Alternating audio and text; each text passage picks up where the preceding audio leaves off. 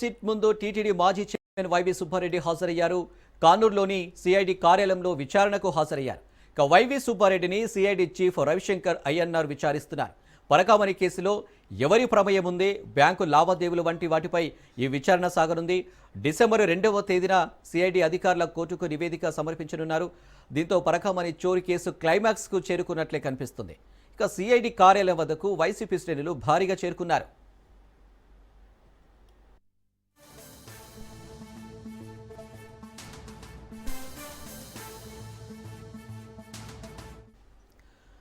పరకామణి కేసులో సిట్ ముందు టీటీడీ మాజీ చైర్మన్ వైవి సుబ్బారెడ్డి హాజరయ్యారు.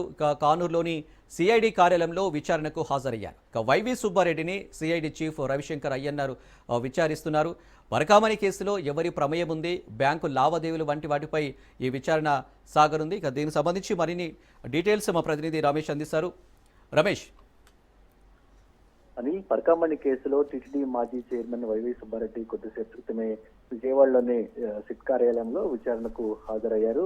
పరకామణిలో జరిగినటువంటి చోరీ, ఆ తర్వాత ఆ అంశాన్ని సెటిల్ చేసినటువంటి విధానానికి సంబంధించి కూటమి ప్రభుత్వం అధికారంలోకి వచ్చిన తర్వాత విచారణ చేపట్టింది. వైసీపీ అధికారంలో ఉన్న సమయంలో పరకామణిలో రవికుమార్ అనే వ్యక్తి చోరీకి పాల్పడ్డారు. ఆ చోరీకి పాల్పడ్డటువంటి నగదు ద్వారా పెద్ద ఎత్తున ఆస్తులు కూడా కూడగట్టారు. అయితే దీనికి సంబంధించి గతంలోనే ఒక కేసు కూడా నమోదైంది. ఈ కేసు నమోదైన తర్వాత దీన్ని విచారించి దీనికి బాధ్యులైన వారిపైన చర్యలు తీసుకోవాల్సినటువంటి టీటీడీ అప్పటి పెద్దలు ఆ విధంగా చేయకుండా కేసును లోక్ అదాలత్లో రాజీ చేసే విధంగా ఒత్తిడి తీసుకొచ్చారంటూ కూడా కేసు నమోదైనటువంటి పరిస్థితి కూడా ఉంది. ఈ నేపథ్యంలో పరకామణి చోరీ అంశానికి సంబంధించి విచారణ గత కొద్ది రోజులుగా జరుగుతోంది. ఇప్పటికే గతంలో టీటీడీ చైర్మన్ గా చేసినటువంటి భూమాన కరుణాకర్ రెడ్డిని, అదేవిధంగా టీటీడీ ఈఓగా చేసినటువంటి ధర్మారెడ్డిని కూడా సిట్టు ప్రశ్నించినటువంటి పరిస్థితి. తాజాగా వైవి సుబ్బారెడ్డి కూడా సిట్ ముందు విచారణకు హాజరయ్యారు. ఈ నేపథ్యంలో పరకామణిలో గతంలో ఏం జరిగింది,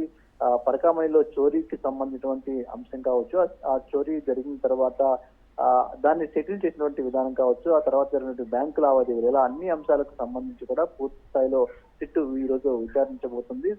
వైవి సుబ్బారెడ్డి నుంచి సమాచారాన్ని రాబట్టబోతుంది. ఇప్పటికే టీటీడీ మాజీ చైర్మన్ కరుణాకర్ రెడ్డి, అదేవిధంగా టీటీడీ ఈవోగా పనిచేసినటువంటి ధర్మారెడ్డిని సిట్టు విచారించింది. వాళ్ళు ఇచ్చినటువంటి సమాచారం ఆధారంగా సుబ్బారెడ్డిని మరింత లోతుగా ప్రశ్నించే అవకాశం కూడా ఉంది. ప్రస్తుతం అయితే విచారణ కొనసాగుతుంది. డిసెంబర్ 2వ తేదీలోపు కోర్టుకు సిట్టు తన పూర్తి నివేదికను అందించాల్సి ఉన్నటువంటి నేపథ్యంలో సిట్టు వేగంగా దర్యాప్తు కొనసాగిస్తూ ఉంది. అందులో భాగంగానే ఈ రోజు సుబ్బారెడ్డిని విచారణకు పిలిచింది. ఇక సుబ్బారెడ్డి విచారణకు విజయవాడ వచ్చినటువంటి నేపథ్యంలో వైఎస్ఆర్ కాంగ్రెస్ పార్టీకి సంబంధించినటువంటి ముఖ్య నేతలు అందరూ కూడా సిట్టు కార్యాలయానికి వెళ్లారు.